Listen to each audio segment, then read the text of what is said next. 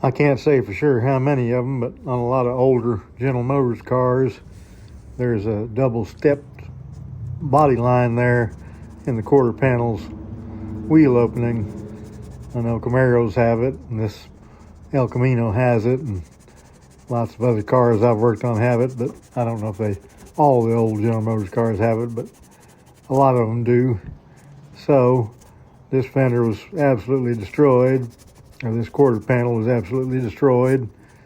So I had to build this whole section out of Fibral Lite and Bondo.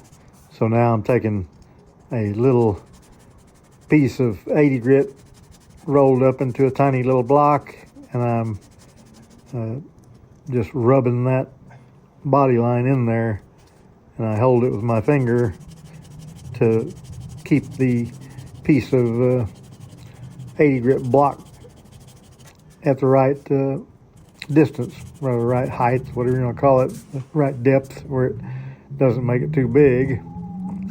And I don't have to go over it and redo it and make it smaller or anything like that. I don't want to add any more Bondo to it. I want to get it done here, so I'll actually make it like a little bit bigger from height-wise from the inside of the wheel opening outward towards the flare of the fender, because I can sand that wheel opening.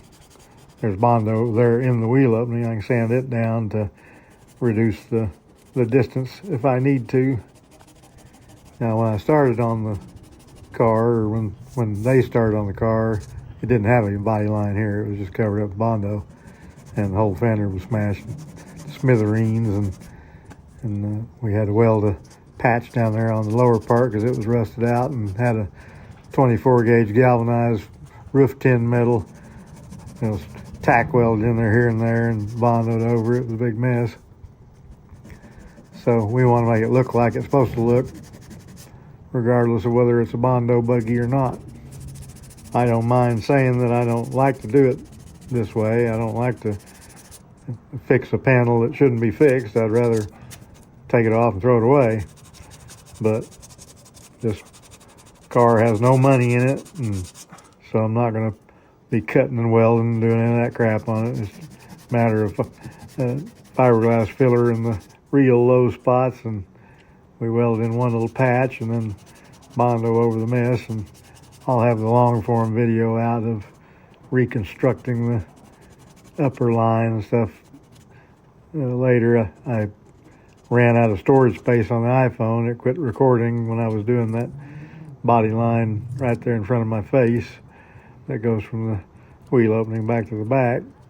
So you won't see that one getting made, but you can see there that it turned out just fine.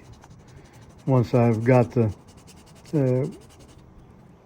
cut in there, cut in good with 80, then I switch to 150 so that I can soften the edges. It's kind of rounded there where it dips in, the first dip from the outside, and then it's also rounded where it dips into the actual pinch weld area. So I use the 150 to smooth it out better, and where it doesn't have sharp lines in the Bondo. Now,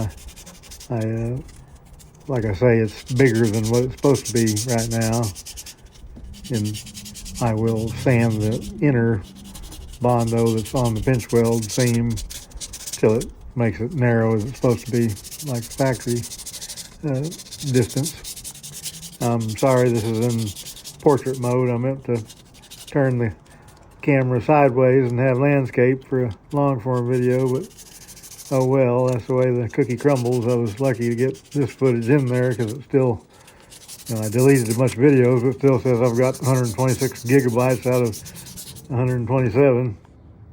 I got a new cheapo action cam coming to shoot long form videos that I'll voice over. But anyway, there it is. So please touch my like thingy and share my shizzle and subscribe, damn it!